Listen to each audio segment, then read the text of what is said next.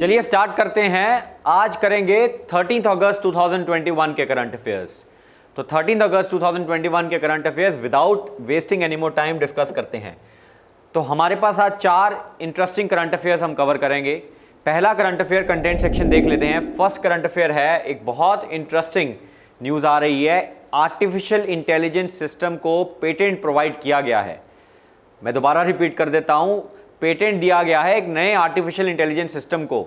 AI को नहीं दिया गया है, एआई ने कुछ नई चीज़ क्रिएट की है, उसको दिया गया है। सो बहुत इंटरेस्टिंग है। दूसरा, एक बहुत इंपॉर्टेंट रिपोर्ट आई है हमारे एक बहुत इंटरेस्टिंग इंस्टीट्यूट है, national commission for protection of child rights. इनकी एक रिपोर्ट आई है और उस रिपोर्ट ने सर्वे किया है मिनॉरिटी इंस्टीट्यूशंस और राइट टू एजुकेशन के ऊपर, उसको भी देखेंगे।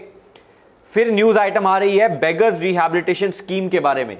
तो बैगर रिहैबिलिटेशन स्कीम, ये government of India, ministry of social justice and empowerment की बहुत इंपॉर्टेंट स्कीम है, इसके बारे में देखेंगे। फिर एक नया इंटरेस्टिंग इंडेक्स जो है वो आया है, न्यूज़ में था, प्रेस इंफॉर्मेशन ब्यूरो में इसको कवर किया था, quality of life index, quality of elderly life index.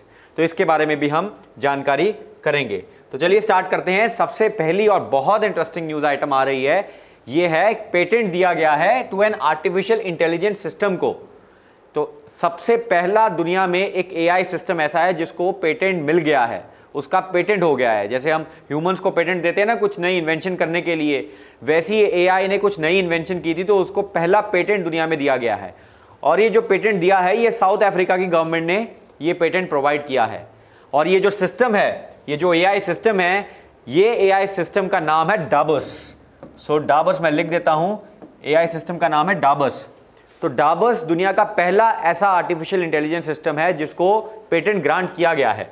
तो पहले देख लेते हैं ये पेटेंट किस पर्पस के लिए इसको ग्रांट किया है और इसकी इन्वेंशन क्या थी। इन्वेंशन तो कुछ खास नहीं थी। इन्वेंशन ये थी कि जैसे ये फूड कंटेनर्स होते हैं, इनको कैसे स्टैक किया जाना चाहिए और रोबोट्स कैसे इस स्टैकिंग मैकेनिज्म को इंटरप्रेट कर सके और उसके बेसिस के ऊपर अपने डिसीजंस ले सकें। इस पर्टिकुलर चीज़ को क्रिएट किया था इस आर्टिफिशियल इंटेलिजेंस सिस्टम ने। तो food containers based on fractal geometry, interlocking food containers that are easy for robots to grasp and stack. तो ये उसने एक टेक्नोलॉजी इन्वेंट की डाबर्स ने कि कैसे हम कंटेनर्स को स्टैक करें ताकि रोबोट्स इजीली ग्रास्प कर सके और उसको स्टैक कर सके। तो ये बेसिकली उस डाबर्स ने क्रिएट की थी। तो इन्वेंशन कितनी इंपॉर्टेंट नहीं है, लेकिन ये बहुत इंपॉर्टेंट है कि उस पर्टिकुलर चीज़ के लिए डाबर्स को क्या मिल गया, डाबर्स को मिल गया है सबसे पहला पेटेंट। सो इन्वेंटर, मैंने जैसे आपको बताया, वे ह्यूमन बीइंग नहीं है इन्वेंटर यहाँ पे बहुत इंटरेस्टिंग है कि एक एआई सिस्टम है डाबर्स, बहुत इंटरेस्टिंग है सर। और डाबर्स एज द इन्वेंटर वॉज, डाबर्स ऐसा नहीं है कि इसकी इन्वेंशन जो है या इसकी पेटेंट जो है वो दुनिया के सिर्फ साउथ अफ्रीका में ही फाइल की गई। इसकी पेटेंट बहुत ऑफिसेज में फाइल की गई। लाइक अगर देखो US, Europe, Australia, south Africa, लेकिन साउथ अफ्रीका ही एक ऐसी कंट्री बनी है जिन्होंने इसको पेटेंट दिया है। अब डाबर्स की इन्वेंशन किसने की है, एक बहुत इंपॉर्टेंट स्टीफन थेलर करके एक एआई प्रोग्रामर है जिसने इसकी इन्वेंशन की है। और ये स्टिमुलेट करता है human brain storming and creates new inventions. बहुत इंटरेस्टिंग है। ये जो डाबर्स है, ये ह्यूमन जो हमारी ब्रेन स्टॉर्मिंग है, ह्यूमन का जो ब्रेन है उसको सिमुलेट करता है और नई इन्वेंशंस क्रिएट करता है। और ऐसी मशीन्स को क्रिएटिविटी मशीन्स भी बोला जाता है। तो क्रिएटिविटी मशीन्स, क्या बात है, क्रिएटिविटी मशीन्स भी बोला जाता है। क्रिएटिविटी मशीन्स क्या है? क्रिएटिविटी मशीन्स वो होती हैं जो प्रोसेस करती हैं और डेटा को क्रिटिकली एनालाइज करती हैं और फिर उनसे लर्न करती हैं, जैसे जिसको हम बोलते हैं मशीन लर्निंग। फॉर एग्जांपल, ये बहुत इंटरेस्टिंग कार्टून से आपको पता चल रहा है कि मशीन लर्निंग क्लास चल रही है जहाँ पे मशीन्स सीख रही हैं डेटा से, और जैसे ही वो एक बार सीख लेती हैं तो फिर वो ऑटोनोमस हो जाती हैं अपने डिसीजंस के लिए। डाबर्स is just like a machine learning, जो एक पर्टिकुलर आर्टिफिशियल इंटेलिजेंस है। लेकिन इसके ऊपर काफ़ी एक्सपर्ट्स इस पर्टिकुलर मूव को अपोज भी कर रहे हैं। क्यों अपोज कर रहे हैं ये लोग? ये बोलते हैं कि पहली चीज़ सबसे इंपॉर्टेंट है कि दुनिया के पेटेंट लॉज सिर्फ ह्यूमन इन्वेंटर्स को ही रिकॉग्नाइज करते हैं, लेकिन साउथ अफ्रीका ने एआई को देके ये जो लॉ है इसको उन्होंने डिसोबे किया है। सिर्फ ह्यूमन इन्वेंटर्स को ही पेटेंट लॉज जो हैं वो ऑब्जर्व करते हैं, रिकॉग्नाइज करते हैं, लेकिन एआई को कहीं भी कोई भी पेटेंट लॉ रिकॉग्नाइज नहीं करता है, जिसकी वजह से कुछ लोग इसको अपोज कर रहे हैं। सेकंड बड़ा इंटरेस्टिंग है कि पेटेंट की डेफिनेशन क्या होनी चाहिए। पेटेंट उसको मिलना चाहिए जो अपने मेंटल कंसेप्शन या फिर अपनी क्रिएटिविटी को यूज करके कोई नई चीज जिसकी यूटिलिटी हो उसको इन्वेंट करे। तो मेंटल कंसेप्शन एक बहुत इंपॉर्टेंट पैरामीटर है पेटेंट को ग्रांट करने में। लेकिन कुछ लोग ये बोलते हैं कि जो एआई मशीन्स हैं इनके पास ह्यूमन मेंटल कंसेप्शन नहीं होती है, ये तो सिर्फ डेटा की क्रंचिंग करती हैं मशीन्स, इनके अंदर कोडिंग सॉफ्टवेयर वगैरह लगे होते हैं, तो ये कोई मेंटल कंसेप्शन नहीं है, ये डेटा एल्गोरिदम्स के ऊपर काम करती हैं। तो इस वजह से इनको पेटेंट नहीं देना चाहिए।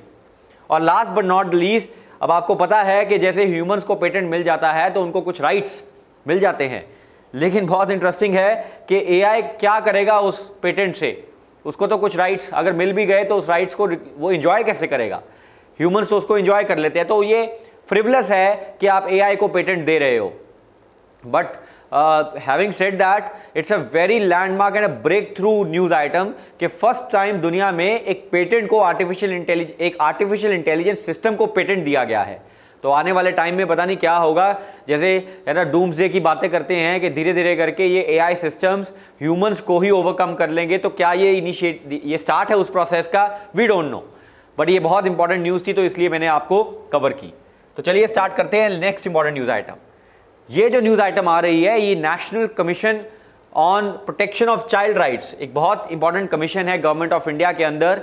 और इसका मेन जो पर्पज़ है वो ये है कि हमारे देश में जितने भी बच्चे हैं, चिल्ड्रन हैं, इनकी प्रोटेक्शन करनी है under the various constitutional provisions and international treaties.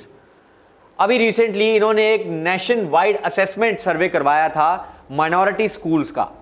Minority schools का मतलब है वो स्कूल्स जहां माइनॉरिटीज़ जो है हमारे देश के रिलीजियस और लिंग्विस्टिक माइनॉरिटीज़, उनके बच्चे जाते हैं एजुकेशन के लिए। अब इंडिया के कॉन्स्टिट्यूशन आर्टिकल 29, आर्टिकल 30 के अंदर माइनॉरिटीज़ की प्रोटेक्शन की बात की गई है। और वो 29, 30 आर्टिकल्स और आर्टिकल 15 क्लॉज 4 ये बोलता है कि माइनॉरिटी इंस्टीट्यूशंस में राइट टू एजुकेशन एक्ट नहीं लगेगा, क्योंकि वो अपने हिसाब से अपने स्कूल्स को एडमिनिस्टर कर सकते हैं। तो 15 क्लॉज 4 की एग्जम्पशन 21A जो हमारा राइट टू एजुकेशन एक्ट है उसको रिलैक्स करता है। तो जैसे मैंने आपको बताया कि हमारे देश में काफ़ी माइनॉरिटी इंस्टीट्यूशंस हैं, जैसे मुसलमान जो हैं वो मदरासाज में टीच करते हैं या मदरासाज में पढ़ते हैं उनके बच्चे।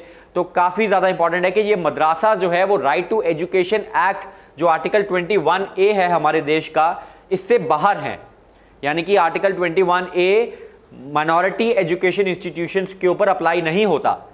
तो इसका लॉजिक यही है कि माइनॉरिटी इंस्टीट्यूशंस जो हैं वो अपने हिसाब से अपने एजुकेशन इंस्टीट्यूशंस को एडमिनिस्टर कर सकते हैं। ये एक राइट है जो कॉन्स्टिट्यूशन उनको प्रोवाइड करता है। लेकिन गवर्नमेंट ऑफ इंडिया ने सोचा कि सर्वे करवाया जाए ऐसे इंस्टीट्यूशंस के ऊपर कि राइट टू एजुकेशन क्योंकि इनके ऊपर नहीं लागू हो रहा तो उससे कुछ नुकसान या कुछ एडवांटेजेस तो नहीं हो रहे इनको। तो उस असेसमेंट के कुछ इंपॉर्टेंट हाइलाइट्स देख लेते हैं। सबसे इंटरेस्टिंग हाईलाइट ये आ रहा है कि जब इन्होंने माइनॉरिटी स्कूल्स को एनालिसिस किया तो ये पता चला कि most of the minority schools के अंदर जो नॉन माइनॉरिटी पॉपुलेशन है वो भी पढ़ रही है। In fact 67 to 70% population minority schools में उन बच्चों को बिलोंग करती है जो नॉन माइनॉरिटीज़ हैं, मतलब जो माइनॉरिटी है ही नहीं। बड़ा इंटरेस्टिंग है। फिर अगर हम देखें डिस्प्रपोर्शनेट नंबर्स, ये भी उन्होंने एनालिसिस किया। उन्होंने बोला कि जैसे वेस्ट बंगाल की अगर बात करें, वेस्ट बंगाल के अंदर अगर माइनॉरिटी पॉपुलेशन की बात करें तो मुस्लिम पॉपुलेशन बहुत ज़्यादा नंबर्स में है और क्रिश्चियंस बहुत ही कम हैं।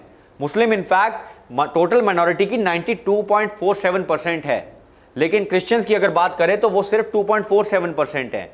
बट अगर एजुकेशन इंस्टीट्यूट्स की बात करें तो इतने छोटे परसेंटेज वाले क्रिश्चियन कम्युनिटी के एजुकेशन इंस्टीट्यूट्स 114 है और इतनी ज़्यादा मुस्लिम पॉपुलेशन जो है वहाँ पे उनके सिर्फ 2 ही स्कूल्स हैं। तो इसका क्या लॉजिक हुआ फिर? तो माइनॉरिटी इंस्टीट्यूट्स तो मुसलमानों के ज़्यादा होने चाहिए, इसका मतलब माइनॉरिटी इंस्टीट्यूट्स भी नहीं खुल रहे माइनॉरिटीज़ के लिए।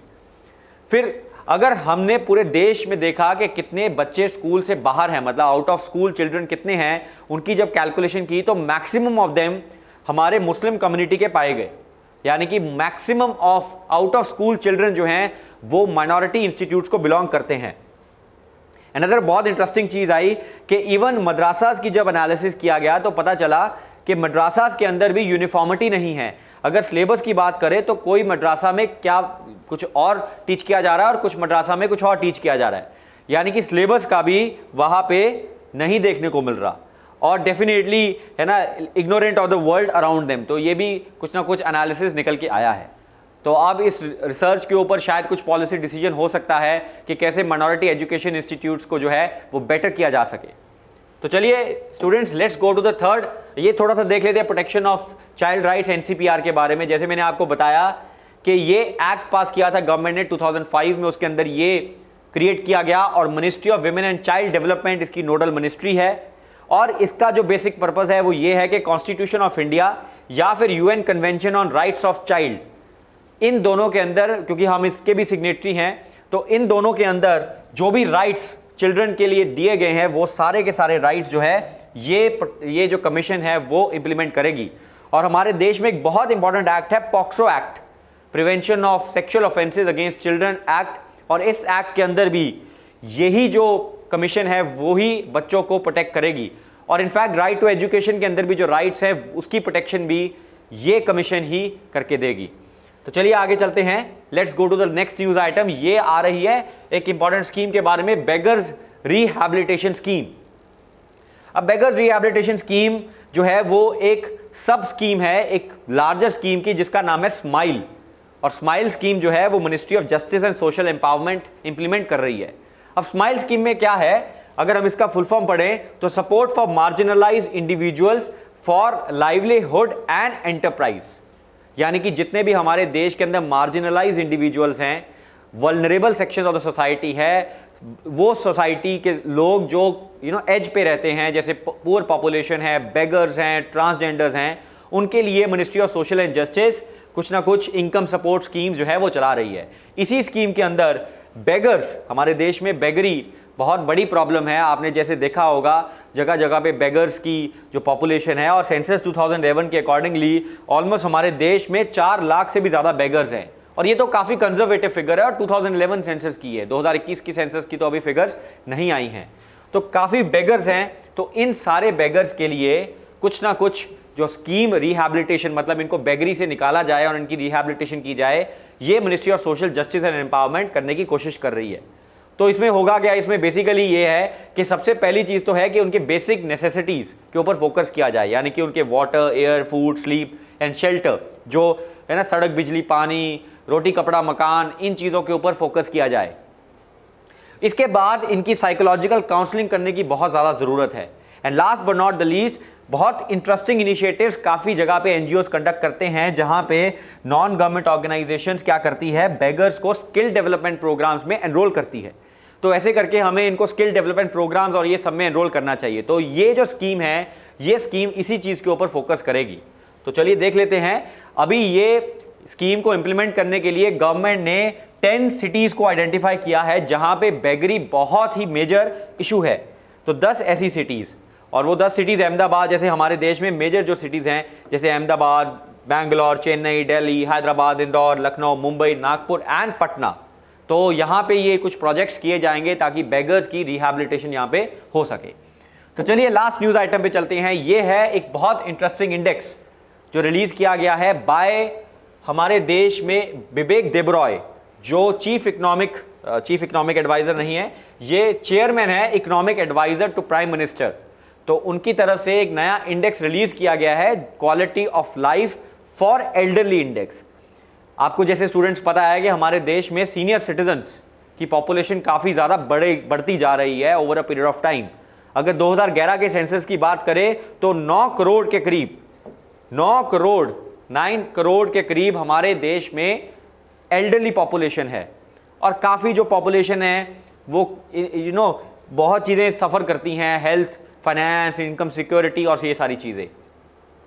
और अगर देखो तो ये बहुत इंटरेस्टिंग डेटा है कि 5.5 crore go to sleep on empty stomach every night. तो बहुत ही हार्श कंडीशंस हैं हमारी एल्डरली पॉपुलेशन की। और 50 लाख ऐसे लोग हैं हमारे देश में एल्डरली पॉपुलेशन के जो अकेले रहते हैं, दे लिव अलोन। एंड 2040 में विद इन 30 ईयर्स जो ये पूरी की पूरी पॉपुलेशन है ये डबल हो जाएगी। तो जब ये डबल होगी तो और भी ऐसी हार्श कंडीशंस, ऐसे हमारे जो घरों में बुजुर्ग लोग हैं, जो ओल्ड एज पॉपुलेशन है, उनको और भी ज़्यादा प्रॉब्लम जो है वो हो सकती है। अब ओल्ड एज पॉपुलेशन के लिए जो मिनिस्ट्री है जो स्कीम्स इंप्लीमेंट करती है या पॉलिसीज़ लेके आती है वो social justice and empowerment ministry है, जिसको पहले भी हम पढ़ के आए हैं, social justice and empowerment ministry, जहाँ पे हम बेगरी का हमने देखा था। अब ये एल्डरली इंडेक्स क्रिएट किया है और ये क्रिएट करने में इंस्टीट्यूट फॉर कॉम्पिटिटिवनेस, इन्होंने ये पूरा इंडेक्स क्रिएट किया है और इस इंडेक्स में इन्होंने 4 पिलर्स और 8 सब पिलर्स के ऊपर काम किया है। अगर मैं 4 पिलर्स की बात करूं तो उसमें जैसे पेंशन, आपको जैसे देखा होगा कि काफ़ी हमारी ओल्ड एज पॉपुलेशन पेंशन पे डिपेंडेंट है, तो उनकी फाइनेंशियल सिक्योरिटी यानी कि उनकी फाइनेंशियल वेलबींग और उनकी इनकम सिक्योरिटी के ऊपर फोकस करती है, पहले 2 पिलर्स। इसके बाद हेल्थ सिस्टम, आपने जैसे देखा होगा कि कैसे हमारे एल्डरली पॉपुलेशन को हेल्थ की काफ़ी ज़्यादा सपोर्ट चाहिए, तो हेल्थ सिस्टम्स के ऊपर भी उन्होंने एक इंडेक्स का एक पिलर जो है वो डिफाइन किया है। और last but not the least social wellbeing, काफ़ी अब हमारे एल्डरली पॉपुलेशन अकेले रहते हैं, उनकी निगलेक्ट कर दिया जाता है उनके बच्चों की तरफ से, तो ऐसे केसेस के अंदर जैसे ये कार्टून बोल रही है कि don't bother coming to my funeral, तो साइकोलॉजिकल सोशल वेलबींग भी बहुत इंपॉर्टेंट हो जाती है हमारी एल्डरली पॉपुलेशन की, और इस वजह से भी ये काफ़ी ज़्यादा इंपॉर्टेंट हो जाता है। तो 4 पिलर्स, 4 पिलर्स के ऊपर फोकस करेंगे और इन 4 पिलर्स के आगे सब पिलर्स भी क्रिएट किए गए हैं। अब देख लेते हैं कि इस पर्टिकुलर रिपोर्ट में क्या की हाईलाइट्स आए हैं। तो उन्होंने ओवरऑल गवर्नमेंट ऑफ इंडिया ने ओवरऑल हमारे देश में उन्होंने बोला है कि सबसे अच्छा जो काम चल रहा है वो हेल्थ सिस्टम के अंदर चल रहा है। हेल्थ सिस्टम पिलर सबसे ऊपर रह रहा है, मतलब हेल्थ के पर्सपेक्टिव से हमारी old age population still they are doing better. When we talk about social wellbeing, तो वहाँ पे हेल्थ से तो बेटर नहीं है, लेकिन still it is much better than other indexes. Social wellbeing क्यों अच्छा है? बिकॉज हमारे देश का जो फैमिली वैल्यू सिस्टम है आज भी इंटैक्ट है, तो बच्चों को आज भी जो है, पेरेंट्स को बच्चे आज भी मैनेज करते हैं काफ़ी हद तक। मैं ये नहीं बोल रहा कि सब लोग कर रहे हैं, लेकिन कुछ परसेंटेज हैं जो गलत काम कर भी रहे हैं, निगलेक्ट कर भी रहे हैं, लेकिन still they are managing it. उसके बाद आ जाती है फाइनेंशियल वेलबींग और लास्ट इनकम सिक्योरिटी। तो इनकम सिक्योरिटी बहुत बुरे हालात हैं, हमारी ओल्ड एज पॉपुलेशन की इनकम सिक्योरिटी को इंश्योर करना एक नेशनल एक पूरा मिशन बन जाना चाहिए। फिर उसके बाद इन्होंने बोला कि कुछ ऐसी स्टेट्स हैं, राजस्थान, हिमाचल प्रदेश, जो टॉप स्कोरिंग रीजन्स हैं age and relatively aged states, और मिजोरम और चंडीगढ़ जो है top scoring regions in union territory and north east states respectively. तो इन्होंने 2 कैटेगरीज भी डिफाइन की हैं, द एजेड स्टेट्स और द रिलेटिवली एजेड स्टेट्स। तो इन्होंने बोला कि एजेड स्टेट्स वो स्टेट्स हैं जहाँ पे काफ़ी ज़्यादा पॉपुलेशन, हमारी एल्डरली पॉपुलेशन बढ़ती जा रही है। एजेड स्टेट्स उन्होंने बोला कि 5 मिलियन से ज़्यादा अगर है तो एजेड स्टेट है, और अगर 5 मिलियन से कम है तो रिलेटिवली एजेड स्टेट है। सिग्निफिकेंस क्या है इस रिपोर्ट का? इस रिपोर्ट के बेसिस के ऊपर हमारे देश के जो पॉलिसी डिसीजन मेकर्स हैं ये कुछ ना कुछ स्कीम्स और इनिशिएटिव्स अचीव कर सकते हैं। ये एविडेंस बेस्ड पॉलिसी मेकिंग का काफ़ी इंपॉर्टेंट जो है एक पैरामीटर बन सकता है। तो स्टूडेंट्स, आई होप आपको आज का सेशन अच्छा लगा हो। अगर अच्छा लगा है तो प्लीज़ लाइक, शेयर और सब्सक्राइब ज़रूर करिएगा चैनल को, और वीडियोज़ जो है वो रेगुलरली आपको मिलती रहेंगी। Thank you and take care, happy studying.